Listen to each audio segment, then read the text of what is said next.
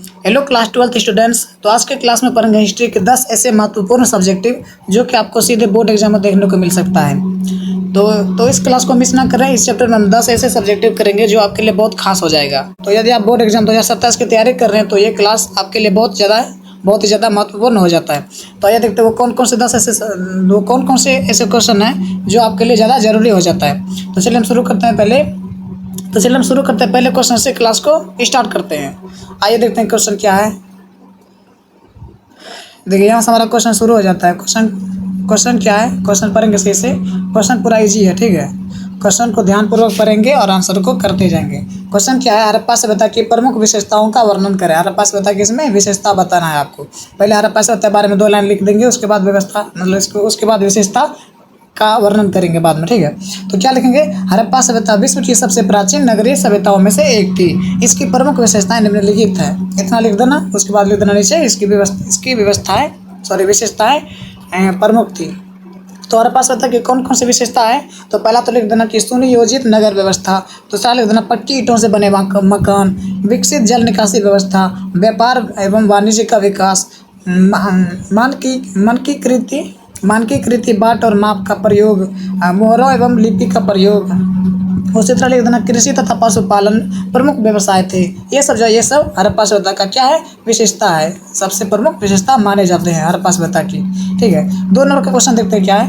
2 number का question है, अशोक के धम्म की प्रमुख विशेषताओं का वर्णन करें। अशोक के धम्म बारे में पहले लिख देना 2 लाइन, उसके बाद उसकी विशेषता का मतलब वर्णन कर देना बाद में। तो कैसे लिखेंगे, सम्राट अशोक ने कलिंग युद्ध के बाद धम्म का प्रचार किया। इतना लिख देना, उसके बाद लिखना उसकी विशेषता है। तो देखते हैं उसकी विशेषता क्या है। तो विशेषता उनके निम्न है, बहुत है, ठीक है।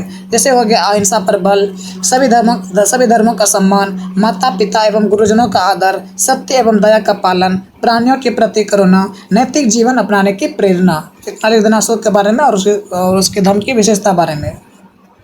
अगला क्वेश्चन है 3 नंबर का क्वेश्चन है, महाभारत का ऐतिहासिक महत्व क्या है। महाभारत का ऐतिहासिक महत्व स्पष्ट कीजिए। तो क्या लिखेंगे, महाभारत भारत का एक महत्वपूर्ण महाकाव्य है। ऑब्जेक्टिव में पूछता है कि भारत का महत्वपूर्ण महाकाव्य क्या है, तो महाभारत हो जाएगा। ऑब्जेक्टिव में पूछता है, इतना लिख देना, ठीक ना।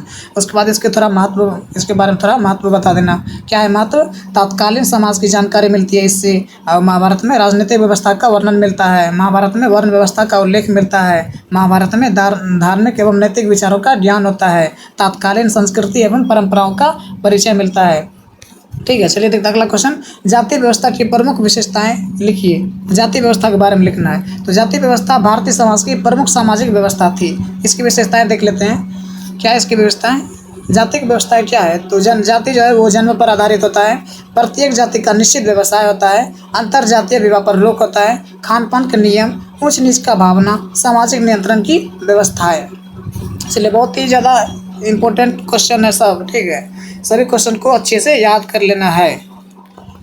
अगला क्वेश्चन क्या है, भक्ति आंदोलन के प्रमुख सिद्धांत लिखिए। भक्ति आंदोलन के बारे में पहले लिख देते हैं। क्या है, भक्ति आंदोलन मध्यकालीन भारत का एक महत्वपूर्ण धार्मिक आंदोलन है। अब इसके सिद्धांत को थोड़ा देख लेते हैं। तो इसके सिद्धांत क्या है, तो ईश्वर एक है। ये कहते हैं ईश्वर एक है। भक्ति से मोक्ष की प्राप्ति होती है। जाति पाति का विरोध, कर्मकांड का विरोध, सभी मनुष्यों की समानता, प्रेम एवं मानवता पर बल, ठीक है।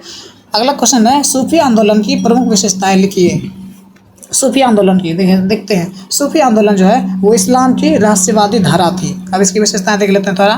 तो इसका भी विशेषता वो मतलब चित्र है, थोड़ा मोरा इधर उधर है। तो क्या है, ईश्वर से प्रेम, मानव सेवा को महत्व, धार्मिक सहिष्णुता, सादा जीवन, गुरु यानी पीर का महत्व, प्रेम एवं भाईचारे का संदेश। अगला क्वेश्चन देखते हैं क्या 7 नंबर, विजयनगर साम्राज्य की प्रशासनिक व्यवस्था का वर्णन कीजिए। वहाँ की प्रशासनिक व्यवस्था कैसी थी उसके बारे में बताना है। तो सबसे पहले विजयनगर बारे में जान लेते हैं। तो विजयनगर साम्राज्य दक्षिण भारत का शक्तिशाली राज्य था। अब इसका प्रशासन कैसा था वो देख लेते हैं थोड़ा। तो कैसा था प्रशासन वहाँ का, तो राजा सर्वोच्च शासक होता था। राज्य के प्रांतों में बांटा गया था। प्रांतों पर नायकों की नियुक्ति होती थी। मजबूत सेना रखी जाती थी। न्याय एवं कर व्यवस्था सुव्यवस्थित थी। इतना लिख देना, हो जाएगा उतना, ठीक है। अगला क्वेश्चन है, अकबर की धार्मिक नीति का विवेचना करें।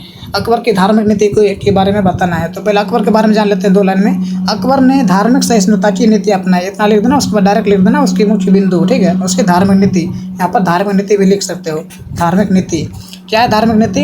तो जजिया कर समाप्त। जजिया कर क्या होता है? जजिया कर तो मतलब मुसलमान द्वारा जो गैर मुसलमानों से मतलब कर वसूले जाते हैं वही जजिया कर कहलाता है। तो जजिया कर समाप्त किया, इबादत खाने की स्थापना, सभी धर्मों का सम्मान, दीन ए इलाही की शुरुआत, राजपूतों के साथ मैत्रीपूर्ण संबंध।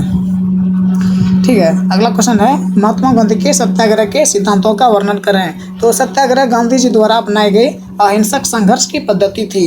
अब इसके सिद्धांत देख लेते हैं थोड़ा। सिद्धांत क्या है? पहला सिद्धांत है सत्य, अहिंसा, आत्मबल, अन्याय का शांतिपूर्ण विरोध, नैतिक शक्ति का प्रयोग। ठीक है, अब लास्ट क्वेश्चन देखते हैं 10 नंबर का क्या है।